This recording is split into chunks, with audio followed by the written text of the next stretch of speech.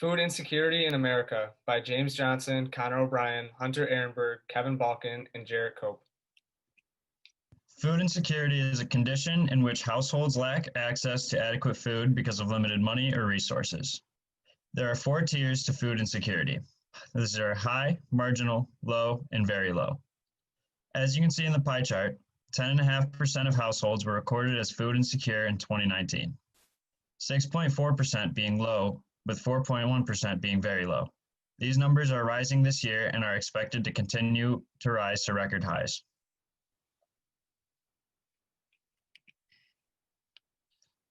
A common misconception is that food insecurity only affects people below the poverty line.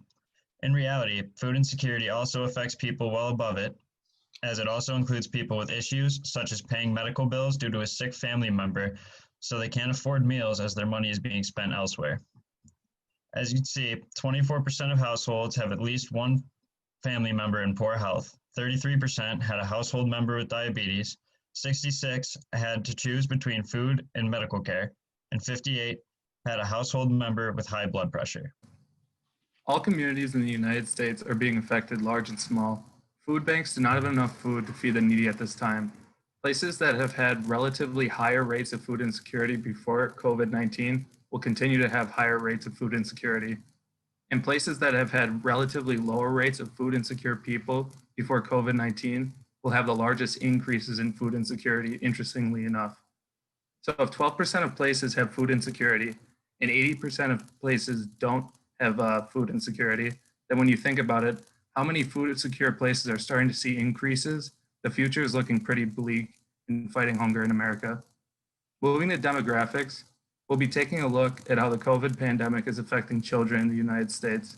For children, the projected child food insecurity rates for 2020 range from 18.4% in Massachusetts to 34.5% in Louisiana, while California would see the highest increase in the number of children living in food insecure households, 852,000.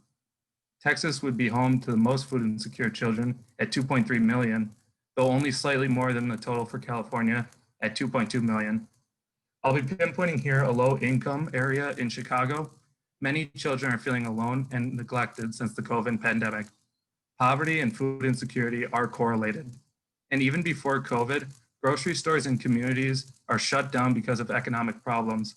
And the sad statistic about the low income areas in Chicago, 17% of moms with children 12 and under since the pandemic say their kids aren't eating enough, which is a 460% increase from 2018. Moral of the story is, COVID is making a bad situation way worse than we could have even imagined. Although an estimated 1 in 9 Americans are food insecure, and the pandemic has exacerbated the situation with food insecurity, demographics show that people of color are disproportionately impacted.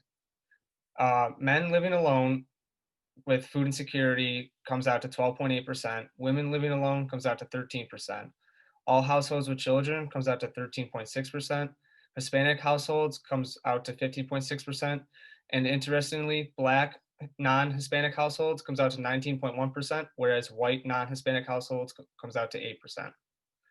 As you can see, not only has the pandemic exacerbated all demographics, but it's actually even furthered the disproportionate breakdown of who is being affected by food insecurity. And as Kevin importantly pointed out, food insecurity impacts people even above the poverty line.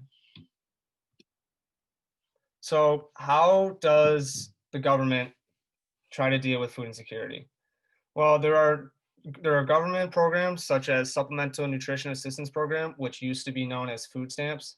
And this aims to provide food purchasing assistance for low and no income people as a federal aid through benefits distributed by departments of the United States Division of Social Services and Department of Health and Human Services. In addition, Feeding America is a nonprofit organization that also aims to lessen the negative impacts of food insecurity. They have 200 food banks that actually feed more than 46 million people through food pantries, soup kitchens, shelters, and other communities.